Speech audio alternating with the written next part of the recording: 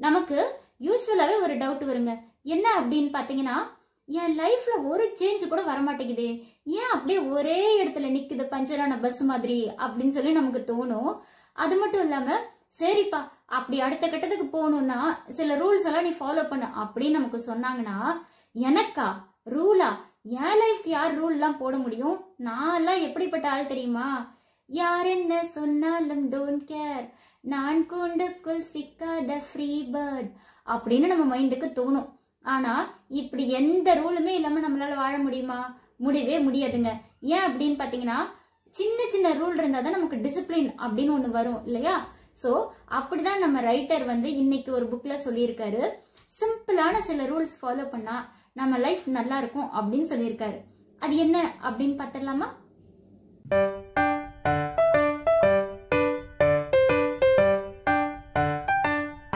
Hi, கனவுகள் மேம்படும் viewers எல்லாருக்கும் வணக்கம். எல்லாரும் எப்படி இருக்கீங்க? நல்லா இருக்கீங்களா? ஓகேங்க. நான் ஒவ்வொரு வாரம் போடுற புக்குக்கு நீங்க நல்லா சப்போர்ட் பண்ணிட்டு வரீங்க. தொடர்ந்து இன்னமும் எனக்கு சப்போர்ட் கொடுத்துட்டே இருங்க. அது எனக்கு ரொம்ப ஹாப்பியாவும் என்ன நீங்க மோட்டிவேட் பண்ண மாதிரி இருக்கு. ஓகேங்க. இந்த வாரம் நான் ரிவ்யூ பண்ண போற புக்கோட நேம் என்ன அப்படின்னு பாத்தீங்கன்னா 12 Rules for Life, written by Jordan Peterson. Okay, 12 ரூல்ஸா அப்படின்னு கேட்டீங்கன்னா ஆமாங்க. ஆனா இது நமக்கு தெரிஞ்ச விஷயம் தான். அட இவ்வளவுதானே அப்படின்னு நம்ம தோணும். ஆனா நம்ம லைஃப்ல அதை ஃபாலோ பண்ண மறந்துருப்போம். ஓகேங்க. First rule. இந்த ரூல் நான் கூட எக்ஸ்பீரியன்ஸ் பண்ணியிருக்கேன். எனக்கும் நிறைய பேர் சொல்லி இருக்காங்க. என்ன அப்படின்னு பாத்தீங்கன்னா, ஃபர்ஸ்ட் நம்ம போஸ்டர், அதை நம்ம உட்காரும் போதா இருக்கட்டும், நிக்கும் போதா இருக்கட்டும், என்ன அப்படின்னா ஸ்ட்ரெயிட்டா நிக்கணும், ஸ்ட்ரெயிட்டா உட்காரணும். அதே மாதிரி இப்போ ஒரு சீட்ல நம்மள உட்கார வைக்கிறாங்க சேர்ல அப்படின்னா, அது அப்படி நம்ம குறுகி உட்காராம நல்லா அந்த ஸ்பேஸ ஆக்குபை பண்ணி ஃப்ரீயா உட்காரணும் அப்படின்னு சொல்றாங்க. அதுக்கப்புறம் அந்த கைய ஒரு மாதிரி என்ன பண்றது, கைய கோத்து பிசைஞ்சிட்டு இருக்கிறது கைய போட்டு, அதுக்கப்புறம் நெகத்தை கடிச்சிட்டு இருக்கிறது டென்ஷன்ல, இதெல்லாம் பாத்தீங்கன்னா நமக்கு சிம்பிளா தோணும். அப்புறம் தலையை கீழே குனிஞ்சிட்டு, அப்புறம் கப்பல் கவுந்த மாதிரி கண்ணத்துல கை வச்செல்லாம் உட்காரோம் இல்லையா நம்ம. சோ இதெல்லாம் பார்க்கும்போது மத்தவங்களுக்கு என்ன தோணுமானா, சைக்கலாஜிக்கலாவே என்னன்னா இவங்க கான்பிடென்ட்ல ரொம்ப லோவா இருக்காங்க, இவங்களுக்கு இன்ஃபீரியாரிட்டி காம்ப்ளெக்ஸ் அதிகமா இருக்கு அப்படின்னு நமக்கு தோணுமா. அப்ப மத்தவங்களுக்கு தோணும் நம்ம எப்படி இருக்கணும் அப்படின்னு பாத்தீங்கன்னா ஒரு சூப்பர் ஹீரோ மாதிரி இருக்கணும் அப்படின்னு சொல்றாங்க. இந்த ஆர்மில எல்லாம் இருப்பாங்க, அப்படியே ஸ்ட்ரெயிட்டா நடக்கிறதா இருக்கட்டும், அந்த ஷோல்டர் எல்லாம் கரெக்ட் பொசிஷனை வச்சு உட்கார்றது, நிக்கிறது, பேசும்போது ஸ்ட்ரெயிட்டா பாக்குறது, ஐ கான்டாக்ட், இதெல்லாமே போஸ்டர் அப்படின்றது ரொம்ப முக்கியம் அப்படின்னு சொல்றாங்க. நமக்கே கூட அந்த மாதிரி நின்னோம்னா ஒரு கான்பிடென்ட் லெவல் அதிகமா இருக்கும் அப்படின்னு ரைட்டர் சொல்லியிருக்காரு. இதை எத்தனை பேர் எக்ஸ்பீரியன்ஸ் பண்ணியிருப்பீங்கன்னு தெரியல. அடுத்தது ரூல் நம்பர் 2. இது என்ன அப்படின்னு பாத்தீங்கன்னா, இப்போ மற்றவங்களுக்கு ஏதாவது ஒரு ஒர்க் பண்ணணும்னா நமக்கு ரொம்ப பிடிக்குங்க. ஃபார் எக்ஸாம்பிள் ஒரு பெட்ஸையோ இல்ல ஒரு குழந்தையோ நம்ம கிட்ட நம்பி விட்டு போயிட்டாங்கன்னா, என்னை நம்பி விட்டுட்டு போயிருக்காங்க, நல்லா பத்திரமா பாத்துக்கணும். அது மட்டும் இல்லாம பெட்டுக்கெல்லாம் நல்லா சாப்பாடு கொடுக்கணும், ஏன்னா என் மேல நம்பிக்கை வச்சு கொடுத்துட்டு போயிருக்காங்களா அப்படின்னு. இப்ப பேரண்ட்ஸ் கூட என்னன்னு பாத்தீங்கன்னா, நமக்கு நல்ல சாப்பாடு கொடுத்துட்டு கடைசி நம்ம சாப்பிட்டு முடிச்சதுக்கு அப்புறம் மிச்ச மீதி எல்லாம் போட்டு சாப்பிடுவாங்க, பாத்திருப்பீங்கல்ல. இது எல்லா வீடுகள்லயும் நடக்கும். அப்படி நம்ம பண்ணக்கூடாதுன்றாங்க. என்ன அப்படின்னா, மற்றவங்களை நமக்கு எவ்வளவு பிடிக்குதோ, இன்ஃபேக்ட் சொல்ல போனா அதை விடவே ஒரு ஸ்டெப் அதிகமா நம்மள நமக்கு பிடிக்கணும். ஸோ செல்ஃப் லவ் அப்படின்றது ரொம்ப ரொம்ப ரொம்ப ரொம்ப இம்பார்ட்டன்ட் அப்படின்னு சொல்றாங்க. ஏன்னா நாமள நம்ம லவ் பண்ணி நாமள நம்ம மேக்கப் பண்ணி அந்த மாதிரி இருந்தோம்னா நமக்கு ரொம்ப ஹாப்பியா இருக்கும் அப்படின்னு சொல்றாங்க. ரூல் நம்பர் 3 என்ன அப்படின்னா, இப்போ நீங்க ஒரு 5 ஃப்ரெண்ட்ஸ் எத்தனை உங்களுக்கு இருப்பாங்க இல்லையா, நிறைய பேர் இருப்பாங்க. அதுல ஒரு டைரி எடுத்துட்டு நீங்க என்ன பண்றீங்கன்னா, உங்களுக்கு பிடிச்ச ஒரு 5 மெம்பர்ஸோட நேமை எழுதுங்க. எழுதிட்டு ஒரு இன்சிடென்ட் நீங்க சொல்லி பாருங்க. என்னன்னா, அவங்கள விட நீங்க ஒரு ஸ்டெப் அதிகமா முன்னேறி இருக்கீங்க, அது ஒரே ஃபீல்டுல இருக்கவங்கன்னு வச்சுக்கோங்க. ஸோ அவங்கள விட ஒரு இன்க்ரிமெண்ட் அதிகமா வருது, அவங்கள விட ஒரு ப்ராஜெக்ட் பெஸ்டா ப்ரெசென்ட் பண்ணிருக்கீங்க அப்படின்னும் போது உண்மையாலுமே அதை பார்த்து யாரு சந்தோஷப்படுறாங்களோ அவங்க தான் உங்களுக்கு உண்மையான ஃப்ரெண்ட்ஸ் அப்படின்றாங்க. ஸோ அந்த மாதிரி இருக்கவங்கள நீங்க சூஸ் பண்ணுங்க அப்படின்னு சொல்லிக்கிறாங்க. அதே மாதிரி க்ரோத் மைண்ட் செட் இருக்க ஃப்ரெண்ட்ஸை நம்ம செலக்ட் பண்ணணுமா. என்னன்னா, ஒரு மாதிரி நெகட்டிவா லோவா இருக்கவங்கள இல்லாம உங்க ஃபீல்ட்ல ஒரு ஹெல்தியான காம்படிஷன் கொடுக்குற ஃப்ரெண்ட்ஸ் இருப்பாங்கல்ல, ஸோ அவங்களோட நம்ம ஃப்ரெண்ட்ஷிப் வச்சுக்கிறது பெஸ்ட் அப்படின்னு சொல்றாங்க. அடுத்தது rule number 4. Don't compare with others. என்ன அப்படின்னா, இப்ப நமக்கு இந்த உலகமே சோசியல் மீடியா ஆயிடுச்சுங்க. எதுக்கு எடுத்தாலும் நம்ம மற்றவங்களோட கம்பேர் பண்றோம். சரி, இவன் லைஃப் எல்லாம் நல்லா இருக்கே, என்னோட தானே ஜாபுக்கு ஜாயின் பண்ணான், இவெல்லாம் நல்லா இருக்கானே, என் லைஃப் மட்டும் ஏன் எப்படி போயிடுச்சு அப்படின்னு கம்பேர் பண்ணிட்டே இருந்தோம்னா இந்த உலகத்துல எப்படி பார்த்தாலும் ஒருத்தரை விட ஒருத்தர் பெட்டரா தாங்க இருப்பாங்க. ஸோ அந்த மாதிரி கம்பேர் பண்ணக்கூடாதுன்றாங்க. ஆனா ஒரு விஷயத்துல கம்பேர் பண்ணலான்னு ரைட்டர் சொல்லியிருக்காரு. எதுல அப்படின்னு பாத்தீங்கன்னா, இப்ப நேத்து இருந்ததுக்கும் இன்னைக்கு இருந்ததுக்கும் என் லைஃப்ல என்ன சேஞ்சஸ் இருக்கு, நேத்து நான் வந்து இப்படி இருந்தேன், இன்னைக்கு நான் என் லைஃப்ல என்ன முன்னேற்றத்தை கொண்டு வந்தேன் அப்படின்னு நம்ம யோசிக்கணும் அப்படின்னு சொல்லியிருக்காங்க. அடுத்தது ரூல் நம்பர் 5. இது வந்து பேரண்ட்ஸுக்கான ரூல் தாங்க. என்ன அப்படின்னு பாத்தீங்கன்னா, பேரண்ட்ஸ் வந்து அடிக்கடி குழந்தைங்களுக்கு நோ சொல்லி பழகணும் அப்படின்னு சொல்றாங்க.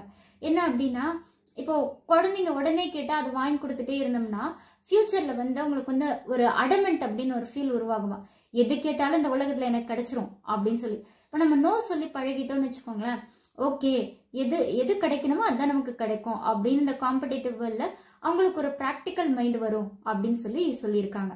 அடுத்தது ரூல் நம்பர் 6. நம்ம உலகத்துல யாருமே பெர்ஃபெக்ட் கிடையாதுங்க.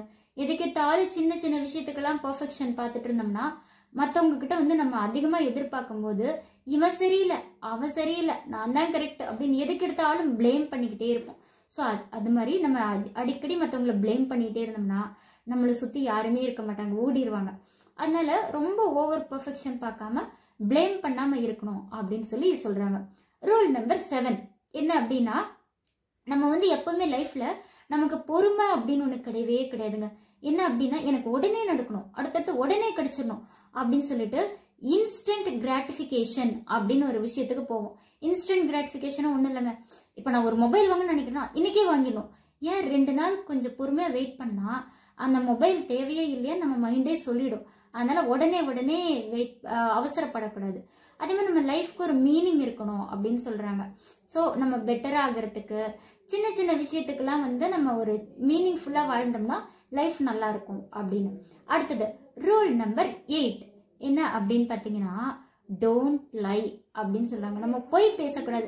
அதாவது ஒரு உண்மையை பேசி மாட்டிக்கிட்டா கூட பரவாயில்லைங்க, ஆனா பொய் பேசி கேவலமா மாட்டிக்கூடாது. ஃபார் எக்ஸாம்பிள், எனக்கு இவரு தெரியும் அவரு தெரியும் அப்படின்னு லைஃப்ல சொல்லுவாங்க நிறைய பேர்.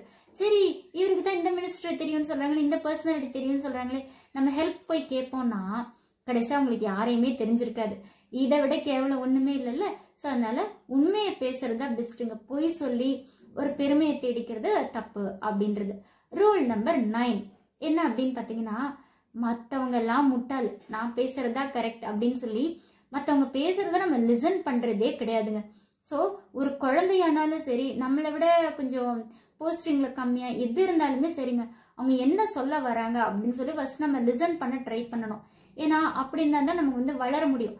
எல்லாத்துக்கிட்டுமே குட்டி குட்டி பாயிண்ட் இருக்கும், அதை நம்ம லிசன் பண்ணாம போனோம்னா நம்ம லைஃப்ல நிறைய மிஸ் பண்ண வேண்டியது வரும் கண்டிப்பா. ரூல் நம்பர் 10 அடடடடா வளவளன்னு பேசுறாங்களே அப்படின்னு சொல்லி இந்த நிறைய மீட்டிங்லாம் நமக்கு கோவம் வரும். ஆமாங்க, என்ன அப்படின்னா ஒரு பழமொழி இருக்குல்ல, சுருங்க சொல்லி விளங்கவை அப்படின்னு சொல்லுவாங்க. என்னன்னா எதை சொன்னாலும் ஷார்ட்டா சொல்லணும். நம்ம மைண்ட்ல என்ன பாயிண்ட் தோணுதோ அதை வந்து ஷார்ட்டா அப்படி சொன்னோம்னா, ப்ரிசைஸ் ஃபார்ம்ல சொன்னோம்னா எல்லாத்துக்கும் ரொம்ப ரொம்ப பிடிச்சிரும் அப்படின்னு சொல்றாங்க. மைண்ட்ல டக்குன்னு போய் உட்காந்துரும். ரூல் நம்பர் 11 என்ன அப்படின்னு பாத்தீங்கன்னா, இதுவும் பேரண்ட்ஸ்க்கானதுங்க. என்னன்னா, குழந்தைய வந்து ரொம்ப பிடிச்சி இழுத்து வைக்க கூடாது. ஒருவேளை புதுசா ஒரு விஷயம் ரிஸ்க் எடுக்க போறாங்க அப்படின்னா அந்த ரிஸ்க்கு வந்து நம்ம அலோவ் பண்ணணும். ஆனா ஒண்ணு சொல்லி கொடுத்துடணும், சரி தப்பு எதை நடந்தாலும் நீ தான் அதுக்கு ரெஸ்பான்சிபிலிட்டி அப்படின்ற ஒரு விஷயத்த மட்டும் சொல்லிட்டு லைஃப்ல அவங்கள ரிஸ்க் எடுக்க விட்டாதான் பிராக்டிக்கலா குழந்தை வளருவாங்க அப்படின்னு சொல்றாங்க. And last and final rule number 12 என்னன்னா, சின்ன சின்ன விஷயத்துலயும் நம்ம சந்தோஷத்தை அனுபவிக்கணும்.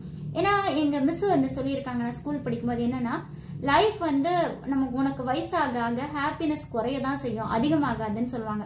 ஆமாங்க, அப்போ நம்ம சின்ன சின்ன விஷயத்துல ஒரு காஃபி குடிக்கிறதா இருக்கட்டும், ஒரு பெட்ஸுக்கு சாப்பாடு வைக்கிறதா இருக்கட்டும், அந்த சின்ன சின்ன விஷயத்துல வந்து நம்ம ஹாப்பினஸ் பார்த்தோம்னா நமக்கு வந்து லைஃப் நல்லா இருக்கும் அப்படின்னு சொல்லியிருக்காங்க. என்னங்க, இந்த 12 ரூல்ஸ் ஃபார் லைஃப் உங்களுக்கு ஓகே தானே? இதெல்லாம் தெரிஞ்ச விஷயம்னா கூட நம்ம ஃபாலோ பண்ண மறந்துருப்போம். அதனால ட்ரை பண்ணி ஃபாலோ பண்ணுங்க. இந்த புக் உங்களுக்கு பிடிச்சிருக்குன்னு நினைக்கிறேன். சிம்பிளான புக் தான். அண்ட் ஒன் மோர் திங், எல்லாரும் என்கிட்ட கேட்டாங்க, நீங்க வீக்லி ஒன்ஸ் வந்து ஒரு புக் படிக்கிறீங்களே, எப்படி உங்களுக்கு டைம் இருக்கு அப்படின்னு கேட்டாங்க. எனக்கு வந்து எப்படின்னா, நான் ஆடியோ ஃபார்மேட்ல புக் கேட்பேன், அதுக்கப்புறம் நிறைய வெப்சைட்ஸ்லாம் பார்ப்பேங்க. இந்த மாதிரி வந்து நமக்கு பிடிஎஃப் ஃபார்ம்ல கிடைக்கிற புக்ஸ்லாம். ஸோ அப்போ டெய்லி வந்து ஒரு 1 hour இல்லை 1.5 hour வந்து இந்த ரீட் பண்ணி தான் உங்களுக்கு டெய்லியுமே நான் ரிவ்யூ கொடுத்துட்டு இருக்கேன். ஸோ உங்களுக்கு இந்த புக் ரிவ்யூ பிடிச்சிருந்தா மறக்காம லைக் பண்ணுங்க, கமெண்ட் பண்ணுங்க, ஷேர் பண்ணுங்க. And notification icon bell click பண்ணிக்கோங்க. அப்போ தான் நான் ஒவ்வொரு தடவை போடுற வீடியோ உங்களுக்கு நோட்டிஃபிகேஷனாக வந்து சேரும். அண்ட் மறக்காமல் சப்ஸ்கிரைப் பண்ணிடுங்க. தேங்க்யூ.